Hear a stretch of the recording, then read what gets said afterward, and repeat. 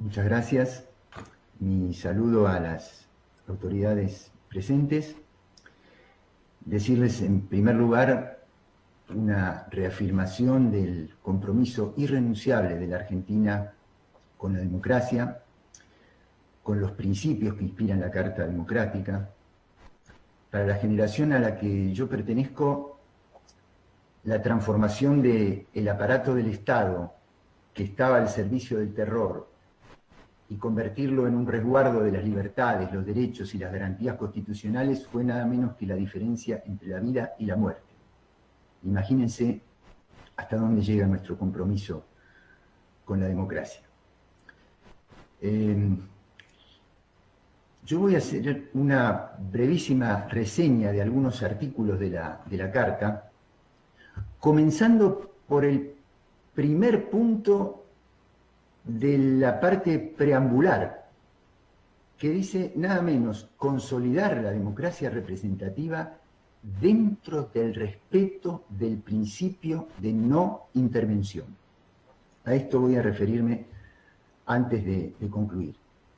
No voy a repetir conceptos ya dichos, porque los compartimos, porque nos interpretan prácticamente a todos los estados respecto de los bienes superiores que tutela el sistema democrático, y los hago propios. Y me voy a salir un poquito del orden, porque escuchando al embajador Manuel Rodríguez decir la primera intención era definir a la democracia como derecho humano, que comparto. Claro, pero ahí entonces tenemos que ver qué es la democracia, porque desde luego que es votar en elecciones transparentes, principio irrenunciable del cual la Argentina acaba de dar testimonio cabal en las últimas horas de esta semana, una vez más. Pero también la democracia es comer, también la democracia es ir a la escuela, es vivir en una familia con trabajo digno. Es más, sin comer es muy difícil, sin comer y sin trabajar es muy difícil votar en elecciones transparentes.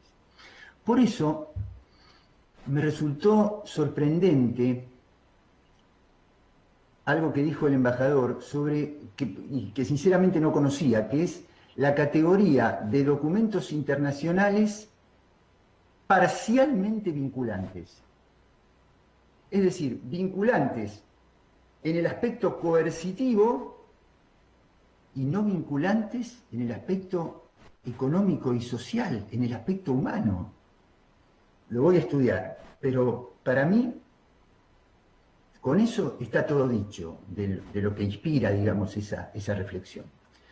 Ahora sí entro un poquito en el articulado, porque no me voy a extender en este artículo, pero el artículo 5, por ejemplo, nos induce a atender los altos costos de las campañas electorales. A nuestro juicio, el abordaje tiene que ser mucho más amplio, porque desde luego que con las necesidades que están atravesando nuestros pueblos, a todos nos gustaría tener campañas austeras.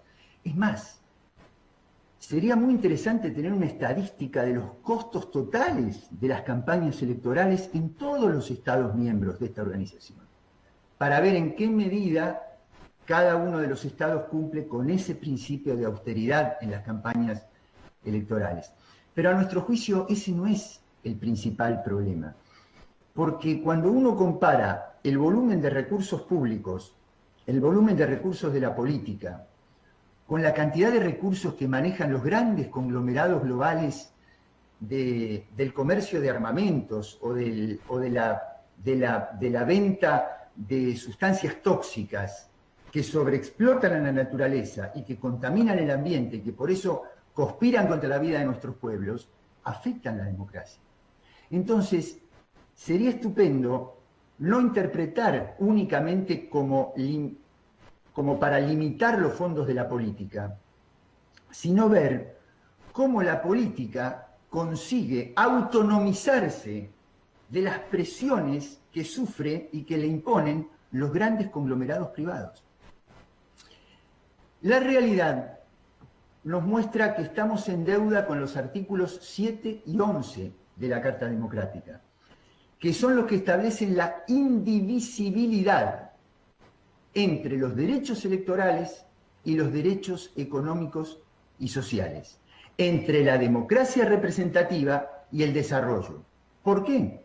Porque se ha cumplido la democracia representativa, pero no se comprueba que se haya cumplido con el desarrollo. Que nadie malinterprete, la transparencia electoral es un pilar innegociable, pero desde allí no hemos conseguido ni el desarrollo, ni la concreción de los derechos económicos y sociales fundamentales para nuestros pueblos. Estamos en deuda con el artículo 12 de la Carta Democrática en cuanto a la reducción de la pobreza. Y esto es así. La democracia se complete, no alcanza con el cumplimiento de determinadas normas procesales, sino van acompañadas de políticas sustantivas de desarrollo y de inclusión social que logren desacorralarnos de los endeudamientos impagables y de las recetas de ajuste estructural. El artículo 16 se refiere a la educación.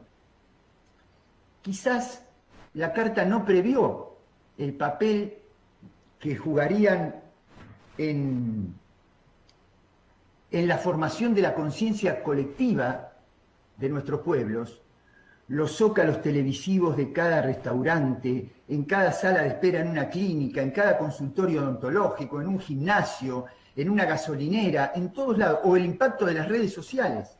Es decir, yo no estoy en contra de eso, no estoy hablando en contra de eso, estoy diciendo que es un imperativo dotar a nuestros pueblos de herramientas intelectuales para que nuestras jóvenes y nuestros jóvenes y nuestros pueblos sepan analizar y construyan herramientas para analizar los intereses que hay detrás de esos mensajes, que forman la conciencia colectiva quizá con más potencia todavía que el propio sistema educativo formal.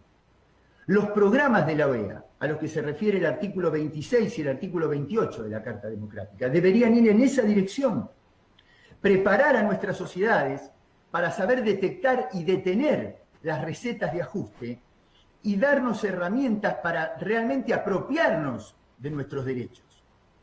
Por todo eso, si queremos tener una visión moderna y de futuro de nuestras democracias, ya no alcanza con definirlas como ausencia de dictaduras clásicas.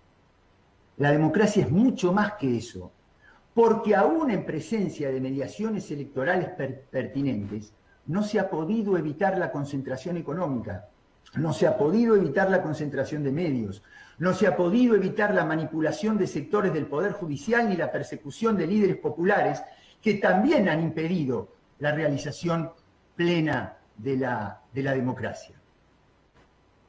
Es decir, países cuyo sistema electoral no han sido objetados. No nos sentimos por eso ni más soberanos en el manejo de nuestros recursos, ni hemos disminuido la pobreza, ni hemos reducido la cantidad de personas que sienten la necesidad de emigrar. ¿Por qué? ¿Cómo se entiende? Que aún habiendo votado, los pueblos son más pobres. ¿Por qué? ¿Porque votaron pobreza? No, los pueblos no votan pobreza.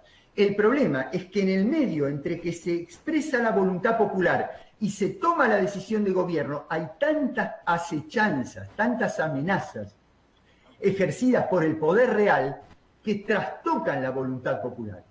Por eso es necesario políticas sustantivas. Es contra esas acechanzas que están agazapadas, son sutiles, pero que actúan con tremenda cantidad de recursos y con mucho profesionalismo, contra las que tenemos que accionar. Bueno, muchas gracias.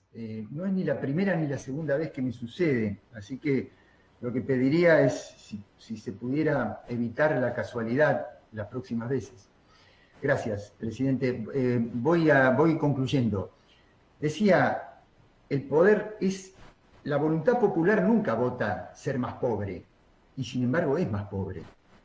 Quiere decir que en el medio hay una cantidad de acechanzas que presentan profesionalmente, sutilmente, con muchos recursos, los poderes reales, que son los que hacen que después las decisiones de gobierno trastocan la voluntad popular. Estamos orgullosos de los altos estándares en temas muy amigables, muy valiosos, muy necesarios, como cambio climático, derechos humanos, calidad institucional. Pero si estos estándares no van acompañados de un desahogo financiero que saque de la pobreza y del endeudamiento a nuestras sociedades, a nuestros estados y a nuestras instituciones, esos temas se transforman más en una excusa para monitorear externamente el cumplimiento de esos estándares a nuestras soberanías y justificar mecanismos de intervención. Una última referencia, señor presidente. En nuestra organización hay estados cuyos parlamentos, aunque sea en una parte, son designados por el jefe de gobierno. Imagínense lo que diría la prensa de mi país si mi presidente quisiera designar una parte del Parlamento. Y sin embargo son inobjetablemente democráticos. Hay estados, lo digo con absoluto y sincero respeto, que han convivido con la categoría de senadores vitalicios y son estados absolutamente democráticos. Hay estados donde han asumido presidentes con algunos millones de votos menos que su rival y sin embargo se han convertido en presidentes y nadie podría objetar su condición democrática. ¿Por qué? Porque es cada estado el que define su democracia representativa de acuerdo con sus leyes, con sus tradiciones, con su historia cultural, con su propia construcción social histórica de manera soberana. Dejemos en paz a que cada estado disponga soberanamente de su legislación, de su sistema electoral, de su sistema de empadronamiento, de la designación de su autoridad electoral, de la designación de su cronograma electoral. A eso me refería cuando el primer considerando preambular de la Carta habla de que la democracia representativa está inscrita dentro del marco general del principio de la no intervención. El continente ha progresado mucho si lo comparamos con las dictaduras que se presentaban en la región hace 4 décadas. Y eso merece todo nuestro compromiso. Pero no es suficiente para decir que somos integralmente democráticos. Mientras exista un niño o una niña sin sus 4 comidas nutritivas, sin escuela o sin trabajo digno de su familia, no hay plena democracia. Entonces, la Carta que apoyamos y cuyo aniversario hoy conmemoramos es una herramienta, pero no asegura la democracia por sí misma. Esa democracia con la cual estamos cabalmente comprometidos. Muchas gracias, presidente.